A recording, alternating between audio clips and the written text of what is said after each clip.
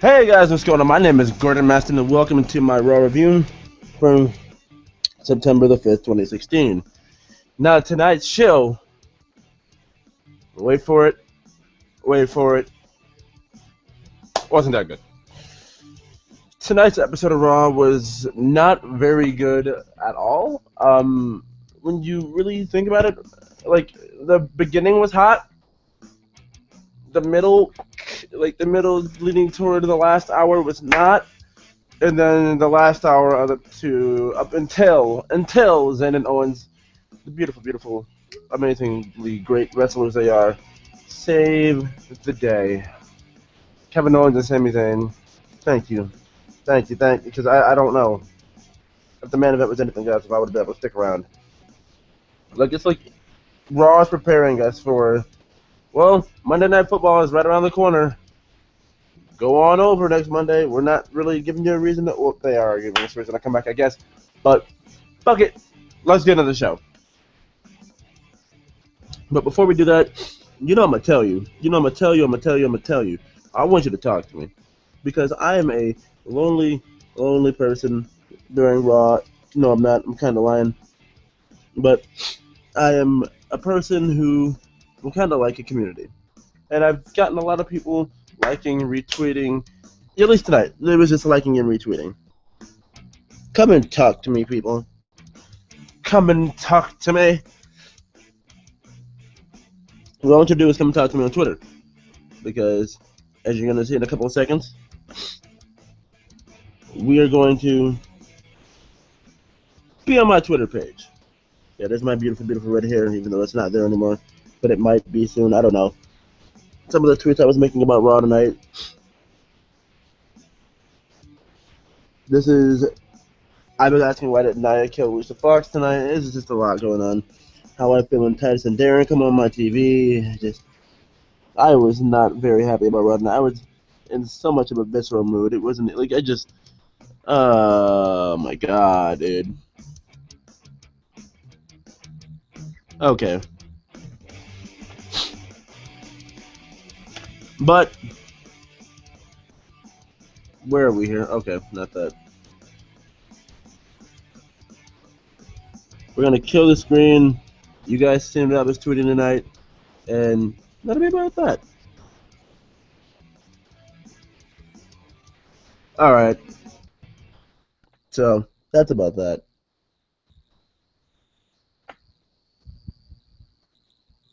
So hell, guys, welcome to my Raw review. So Monday Night Raw. Monday Night Raw. So I'm gonna lay a bombshell on you guys, okay? Okay. As I'm leveling things out over here, I'm gonna lay a bombshell on you guys. Raw tonight, not that good. I know, right? What? What do you mean? What do you mean not that good? What? It's not always good. Monday Night Raw, not that good. If you're wondering why everything's moving around, I have to even this table out here. Okay. So Monday Night Raw tonight, not that good. I mean, the beginning was hot. Let me explain this. Okay. So we get this sweet opening sequence where it's like last week on Monday Night Raw, like the equivalent to last time on Dragon Ball Z. Okay. But we get that, and it's just like it's recapping last week.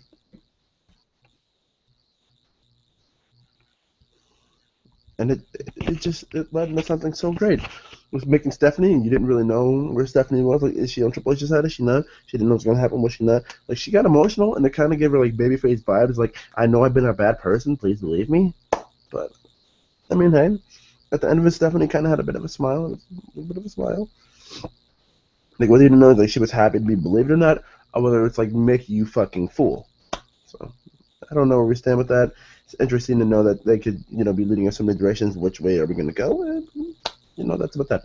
So, I can start talking about this with like this segment, this in particular segment with them, because we get to the ring, and we get another segment, and it is Stephanie McMahon and Mick Foley again and they're addressing my man Big Kev. You got balloons falling for Big Kev. You got the whole fireworks show. You got this big shebang for Kevin Owens. Whew. Yeah, you got balloons. You got fireworks. You got everything. You got, like I said, the entire shebang for Kevin Owens. Now, a weird moment for me.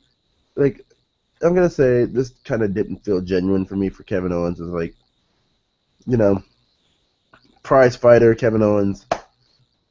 His regular attire on any old day is fight shorts, basketball shorts, gym shorts, whatever you want to call them, and obviously a cut-off T-shirt.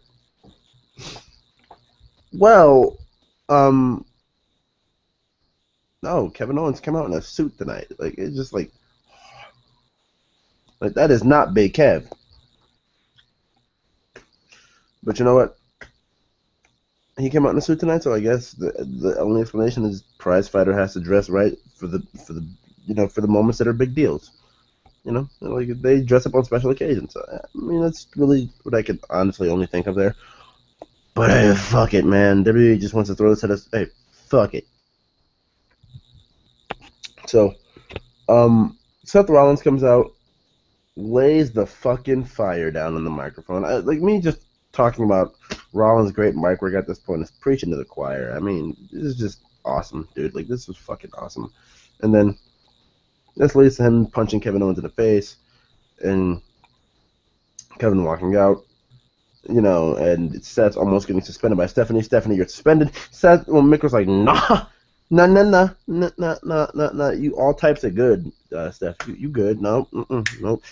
Ratings are gonna be in the shitter for this show in about a month. No, don't indefinitely suspend this, man. What are you doing?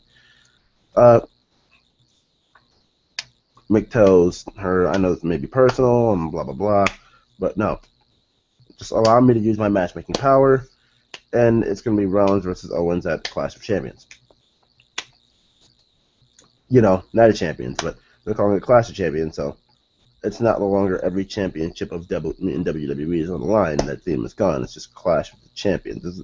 It's the old WCW thing. So, whatever. Oh, goodness. I gotta... Oh, goodness. I felt this way during Raw all night. But after this, we get Jericho and Owens in the hallway, and they're addressing Stephanie and Mick, and Jericho gets put in a match against Rollins later in the night, and Owens gets put in the main event against Sami Zayn. So, hey, I'm cool with that. Owens, Zayn, main event, sweet.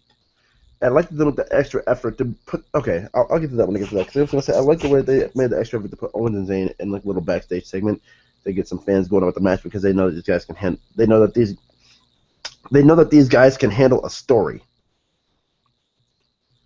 Jesus, the articulation of my words is not flowing correctly tonight. Okay, so up next we got Bayley versus Charlotte. Didn't really think Charlotte was probably taking an L tonight. Who am I kidding? You had to figure Charlotte was losing tonight. I mean, it's Bayley. They're not going to have her lose as quick, and if they do, I mean, it would be with Dana Brooke at ringside, but, like, I don't know. But it honestly didn't feel like the way they were doing it. Maybe Bayley wasn't taking a loss tonight because they just love giving Charlotte unconventional wins. I don't even know if unconventional is the right word to describe it. Just wins when she doesn't really, like, WWE just likes giving people wins, but they don't really need them, and the other person could use them. So, yeah. My one problem with this is, if we don't put the title on Bayley immediately, that'll be beautiful, because we're supposed to be playing up this whole, like, female Sami Zayn underdog-esque character who's supposed to claw and scratch her away and have struggle on her road to the title. So if she, eventually, which I don't know when, but eventually would get a shot at the championship, don't let her win it immediately. Oh, my goodness, I'm sorry, guys. I checked the battery on my laptop charger. Oh, my goodness. And if by any means I do, sound like I'm yawning a lot and I sound tired, I'm just going to tell you it is, at this moment that we are doing this, it is 4:07 a.m. So yeah, there's that. So we move forward, and after Bayley versus Charlotte, while Dana Brooks outside the ring taking notes, which I tweeted about and said, Dana taking notes is probably good for the show because she's not really talking. So hey, more power to you, WWE. So yeah. Up next, we got Bo Dallas versus Kyle Roberts. Bo Dallas has a jobber on Raw in 2016. An era where we focus on the guys like the primetime players, Titus O'Neil and Darren Young, when they're not a team, Titus and Darren, and then guys like the Shining Stars.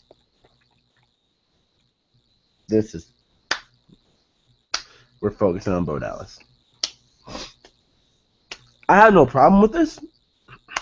If he's gonna make you believe in Bo Dallas, fine. Fine. I'm all for that. But you can't have Titus and Darren do stuff and okay. I'll get to them in a minute. You guys understand what I mean. So Bo Dallas beats this guy with practically it was just a fucking crossroads. Okay, it was quite honestly just a crossroads, and I'm fine with it. Like Bo Dallas, after having this whole incident, was Hakuna Matata, singing Lion King songs while being intoxicated. I'm fine with it. I'm fine. Like Bo Dallas can do this. I'm perfectly fine with it. Okay, so moving on forward. Up next is Jericho versus Rollins. And Jericho lost this match to the pedigree. It was a pretty good back and forth match. Chris Jericho, man. I say it every time. At the age of 45 can still go. Still one of the best characters on WWE programming today. And it's so beautiful to me that this man can, out of nowhere, just spring the lion salt and just... Like, at 40 fucking 5 years old, this man is still doing lion salts. That's fucking awesome. Okay, so Rollins does win this with the pedigree, and they commentary sold it as sticking it to Triple H. That pedigree had a message to it, like, oh, this is you, Triple H. I'm still using your finisher. Come at me, bro. Like that kind of thing. That's just like, okay, Seth, I get that, but I was still trying to, see a new finisher of some sort, maybe. I don't know. Maybe this man could have hit a new finisher, won the match, got Jericho up, like beat him up a little bit. Not even beat him up a little bit. Got Jericho up after the match and then pedigreed him. That isn't any kind of a problem, is it? I don't see it as no. Okay. So, up next, we get Cesaro versus Sheamus. This is match 3 of the best of 7. There was another match, which would be match 4, and that's for the European tour that the main roster portion of Monday Night Raw will be going on Wednesday. So look out for results to Cesaro. Look out for results to Cesaro versus Sheamus. Look out for results of Cesaro versus Sheamus coming soon, because that will be a thing. Okay, so in this match, Sheamus comes out with this dirty, just this absolute dirty, combo of the Celtic cross or the high cross, whatever he called it, where he has you elevated in like the razor's edge type of thing into a backbreaker, which is perfect because Cesaro is selling his back. Still from being back body dropped into the onto the apron / into the ring post last week. So Cesaro eats that, and then, afterward, he gets bro kicked, and then that's for the win. Like, I like the fact that okay, so I said, and I'm not going to say this match was boring by any means. It may just be the fact that I'm sick of Cesaro and Sheamus matches altogether, because I'm giving these things a chance. Match 1, it was a very fun, entertaining, 15-minute match. Match 2, Cesaro and Sheamus can't put on a bad match by any means. Okay, well, I didn't mean to say that. I didn't mean to say that. Their first match was not bad by any means, but at the same time, we've seen Cesaro and Sheamus so many times that it's kind of hard for me to care. So I put my all in like really, trying to pay attention to the first match, and it wasn't bad at all. For Cesaro and Sheamus for a 15-minute effort, it was pretty good. By those standards. And I mean, I've explained it plenty of times. Cesaro is a hell of a worker. The man's incredible. Sheamus in his own right is no slouch, but I just have no reason to care about Sheamus. I'm sorry. Fuck, I'm not sorry. It's fucking the writer's fault. Like, it's not even worth it. It's Sheamus. It's not even fucking worth it. But match 2, like I said, Cesaro gets the hurt back. Match 3, Sheamus works the hurt back. We're telling a story here, and I'm enjoying it now. Match 4, the narrative may knowing WWE, the narrative may kind of be confusing, like Cesaro finding quick ways to win or something like that. Like, we don't know how much more pain the back is in or whatever. Like, we don't know how much more damage is done. So, all we really know, and WWE won't show us the entirety of the match, but all we'll really know is how hurt Cesaro's back is still from last week. Like, that's all we'll really know. Because they're going to show us like Cesaro Supermaning himself or sneaking himself a win. We don't know how much more damage Sheamus did.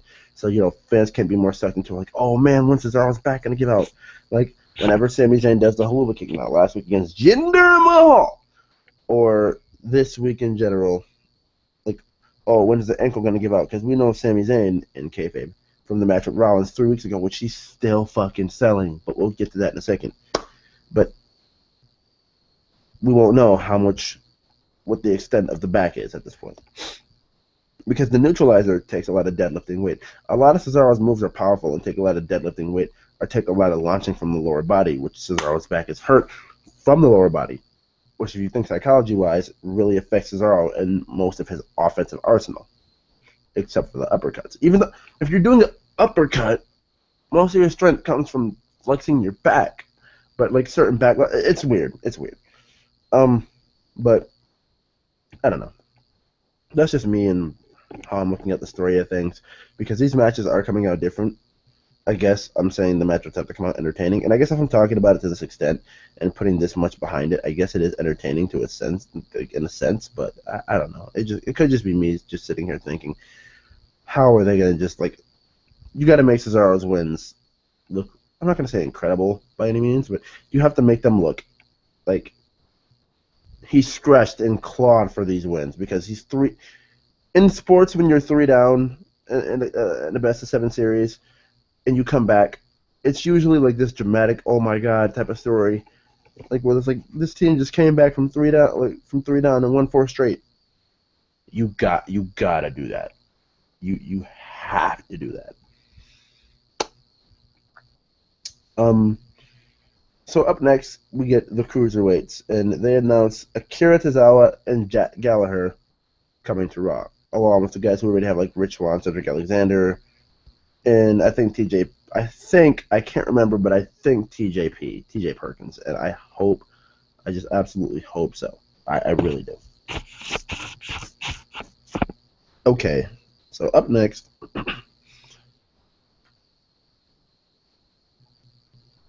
Okay, yeah, up next we are going to be getting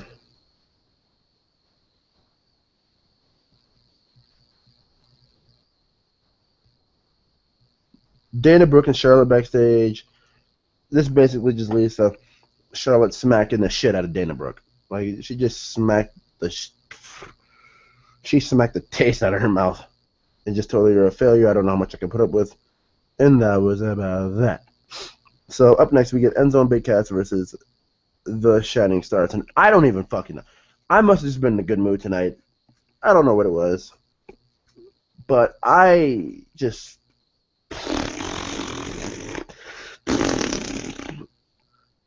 This is just weird. I liked the Enzo Amore thing at first, and I went back and watched it before I did this, and it just came off as just, like, forced to me. Like, holy shit, what a difference the second time around watching me. Like, I'm probably laughed at it because I'm fucking 5 years old. But shit, dude. Like, I watching that shit the second time around, it was not funny.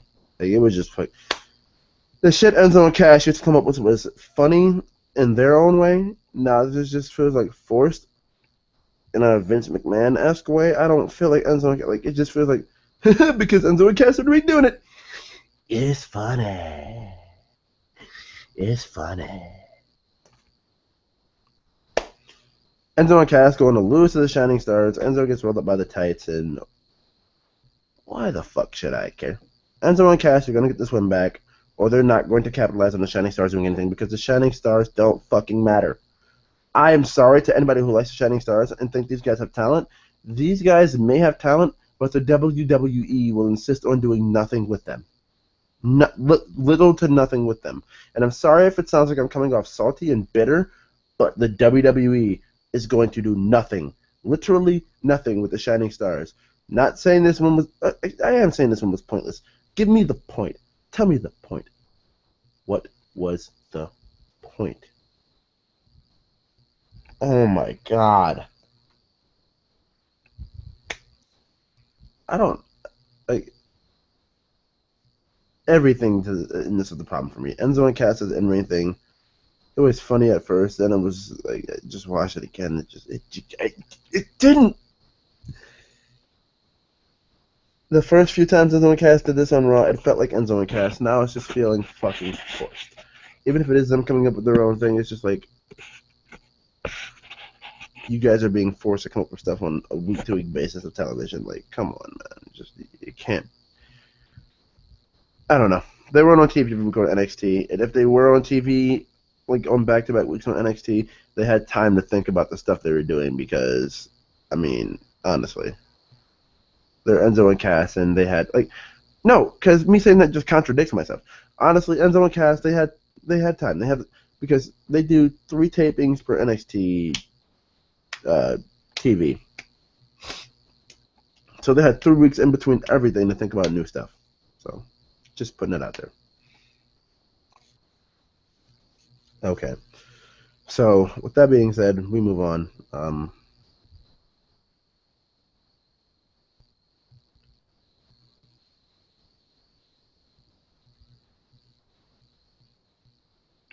Okay.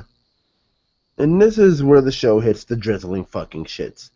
Is it the last segment? Because, the last segment was bad, and then we can't. You think we can probably recover, right? No, no, no, no, no. We get Darren Young versus Jinder Mahal. And this is where I went on to tell you guys. It's bad. It's just really. Darren Young, why do I care? We're gonna make Darren Young great again. You can show me as many months of vignettes as you want and tell me you're gonna make him great again, and tell me you're gonna do this, that, and fucking you're gonna do this, that, and then give us a giant fucking thunderclap. Until he's over, until proven, nothing can be done. This man has no character, no charisma.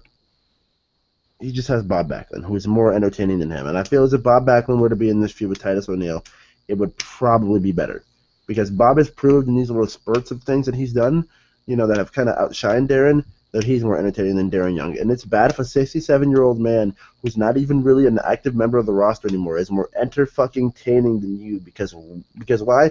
Who fucking knows why? Because Bob Backlund has more fucking charisma in his old, decrepit, 67-year-old body than fucking Darren Young or Titus O'Neil has in either of them. Because this program between them is just fucking horrible. They've been having on and off feuds for the past couple of years, and that's because they get near each other because people think, oh, well, these guys should be partners. Come on, guys, settle it, figure it out, blah, blah, blah. And then people just stop caring. And when I say that, I'm talking about the casual fans, because when you think about fans who watch this on a regular basis and are consistently watching this, you don't think of guys like Darren Young and Titus O'Neil. These guys are from 6 and 7 years back, when the landscape has totally changed from guys like Primo and Epico and guys like Darren Young and Titus O'Neil. You realize we have Sami Zayn and Kevin Owens. We have fucking Kalisto. He's even better than any of them because he won a singles title on his own, which neither of them accomplished. We have Rollins, Ambrose, it's just AJ Styles, the Club, No, Roppongi Club. We have all these people and all these places, and Darren Young and Titus O'Neil and Primo and Epico are still looked at as priority to put on your 3-hour flagship that is supposed to, be compelling for those 3 hours because you make it 3 hours, aesthetic. If you're looking at a 3-hour show, you have to figure, well, every ounce of it has to be good, really. This has to be really good. No, it falls off. It falls off bad. And this is that third hour that fell off bad. So Darren Young goes on to get the win tonight, and that's just about it. He beat Jinder Mahal. And then Titus got involved, and then Titus got beat up, and then Titus no sold the beating in his suit, walked away, and that was pretty much that. So, yeah. Okay. Now that I'm done with that, we get to the old day. Gallows and Anderson. Roppongi Club. You guys, I'm gonna promote somebody real quick. You guys can go watch Sam Roberts, his comedy show at Caroline's. It's not up on YouTube yet. I'm not subscribed to Sam's stuff on YouTube. I'm particularly subscribed to his wrestling podcast on Stitcher. If you guys have Stitcher or know of it, you guys can go check it out and watch that listen to that because Gallows and Anderson, while I'm saying this now, are genuinely fucking funny dudes. You can go back and watch them in New Japan. Genuinely funny dudes. So they do the doctor thing, right? And this, I'm just updating you guys on the story here. They do the doctor thing about New Day. It's funny, right? Balls. Once again, I am a fucking 5-year-old child at this point. And they do the whole thing with, they continue to do it, and they continue to with the lab coats, and then they continue to, do the whole Darren Young thing. I said Darren Young thing. I get Darren Young on the brain. Ugh. Darren Young just delete.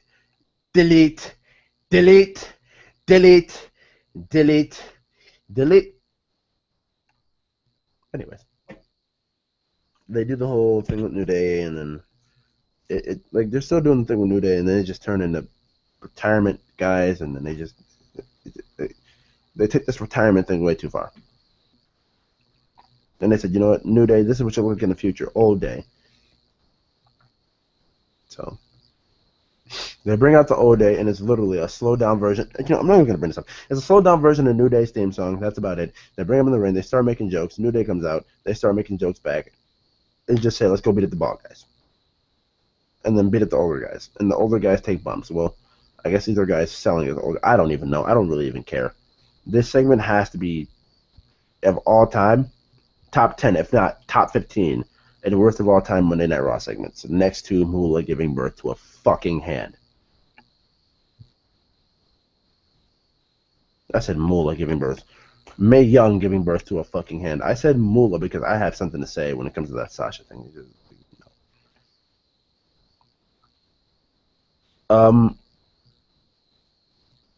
Up next is Braun Strowman versus Sin Cara. Braun Strowman wins by countout. So you have Braun Strowman face a bunch of local talent for a solid almost 2 months now. And the ultimate, a month and a half now. And the ultimate goal of this, Braun Strowman facing multiple nobodies, is to get him to face somebody on the roster. And he not loses. He beats Sin Cara, but by countout. He couldn't get Sin Cara back in the ring and finish him. He just had to beat him by countout. What? It just doesn't compute to me. If Braun was gonna if they didn't really have enough time, or the finish is supposed to end like this, couldn't he have tried to kill Sin Cara after this? I mean, Sin Cara's a member of the active roster. Maybe this could have just because honestly, I have no problem with the Sin Cara character, but everybody else just is done with it at this point. It's fucking Sin Cara, and Hunico is not bad at all, and he gets so much flack for being Sin Cara. I don't even think people know that it's Hunico, because people still sit here and say, oh, he's a car so bad, he's just a fucking massive botch fest, man. Like, yeah, it's fucking Hunico, dude. And have you noticed the botches have like drastically dropped?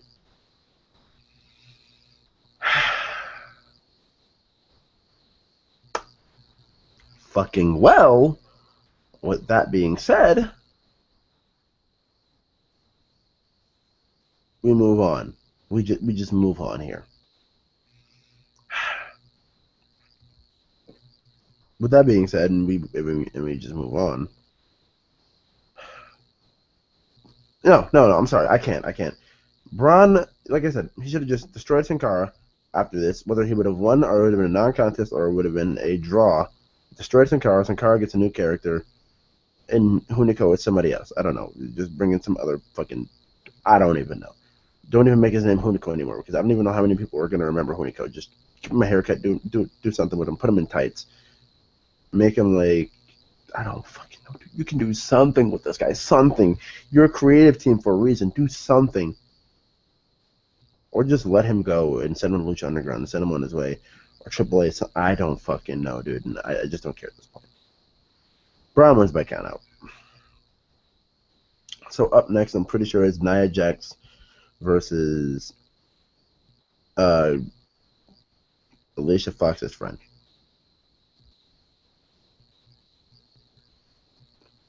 Yeah, I was right. I was totally right. Nia Jax versus Alicia Fox's friend. And Nia Jax squashes this girl. And then after that, it doesn't really matter because, Nia wins. And then Nia ends up going backstage, having a little spat with Alicia Fox and asks her how she's doing. And she says, well, she's obviously hurting still. And then starts throwing a bunch of stuff around because, all women are crazy, Maggle. And then just, oh God, I hope everything doesn't spill out of this box. Just throws a box and it hits Nia right in the face. Ooh, what's gonna happen from here? Nia just got hit in the face. No, let me just push her. Let me just push her back on the table. It's supposed to be a monster. I'm gonna just push her. If that was Braun Strowman, Braun would have threw that dude through the table. Like I said, if that was Asuka in WWE, Alicia would have been on the floor, choked out, drooling, or she would have been knocked out with one fell swoop with just one kick. But that's the Asuka way of doing things. I'm just putting it out there. Maybe Nia should follow Asuka, but just knock somebody out and just end it. But obviously that's not Nia Jax. So up next we get Sasha Banks and her little statement that she was going to make, and this is Sasha Banks telling us that she is, she had an announcement to make tonight, and obviously with her not retiring, she did, kind of suck people in. I'll be honest, I was sucked in, the whole announcement thing, and, Daniel Bryan and Mark Henry, and I had conflicting thoughts. I didn't know what was going on here, and, it had to be, a really bad accident, because she was supposed to come back. Like I said, she needed, a month off. I don't know how a month off could turn into, well, I gotta retire, bye.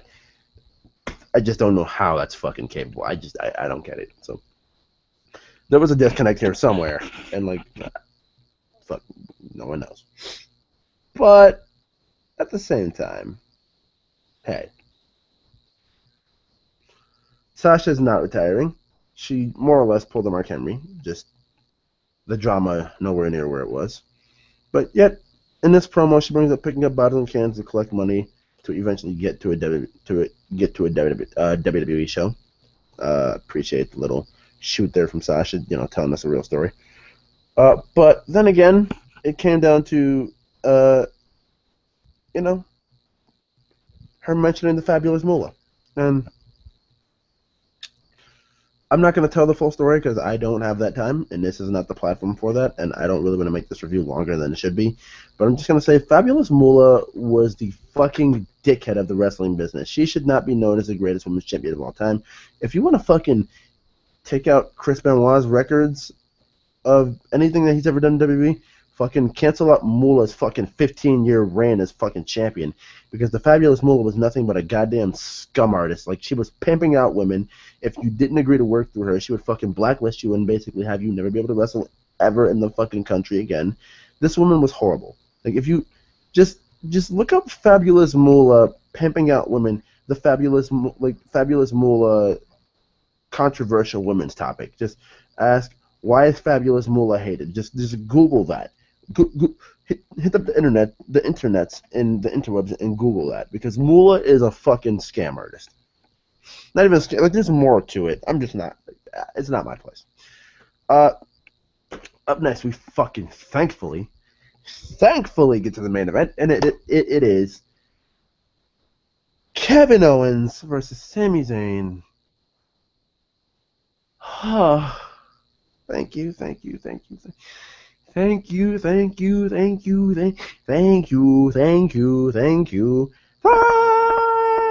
you. So I might as well just mention this now. Sami Zayn says, what we've all been thinking, and I'm just like, this is why Sami Zayn is so fucking great. Because when you think, well, he's just a guy that WWE got that can wrestle generic babyface ginger. No, he comes out and states the facts. He didn't beat around the bush. He's like, you know what? I've kind of felt directionless since our match, and you're the champion. That makes no sense to me. Like, he's like, that makes no sense to me. So you know what? I can beat you tonight. And then they basically go over, like, hit a whole reset button from their history from before WWE, you know, which you can't talk about on WWE level. Like, this is where we were. This is where you were when I got here. Then I came up above you and I was right here. Then you got here before, well, I got here before you. And then you came here and I already had this and this. And then I just ascended way above you and I'm Universal Champion. So that was the story. And then Sammy said he would end that and, you know, somehow get into the championship picture. And we get the match. The match was pretty good. Kevin Owens goes on to win because Sami Zayn was selling his ankle still, which I'm telling you, for anybody who likes to just like it, dude, he's selling the ankle for a couple weeks. If you didn't watch way back when, selling of a body part for multiple weeks, unless you're Shawn Michaels or any certain person, any certain rare guy who did that, was such a rarity, dude. Like, and it actually affected them in matches. Like, this is really giving Zayn the true underdog story. Like, people could honestly be thinking right now, like the casual fans, well, he could have had Rollins beat, he could have had Owens beat. You know, Jinder Mahal wasn't good enough, so obviously he's got to beat him. Like, Sami Zayn is like, oh my god. Like, technically, Sami Zayn should probably have been the guy that got pedigreed by Triple H last week for Kevin Owens. It wouldn't have made as much sense. Honestly, you honestly would have been thinking Rollins and Triple H and Kevin Owens would have been working. It's just okay. But this was great. I was fine with that ending. I really was. Then Roman Reigns comes out and not even gonna beat around the bush. Mick Foley says if Roman can beat Kevin next week, if he can beat Big Kev next week, then he's in the triple threat match with all three, like between all three of them. At, you know, Seth, Kevin, Roman, Clash of Champions, and then Jericho gets speared. Raw goes off the air. So just when you're thinking, hey, Roman Reigns hasn't been on Raw, you know, Roman Reigns comes in at the end of the show. Like, fuck, dude, the Central Circle jerk comes back. Like, where Roman.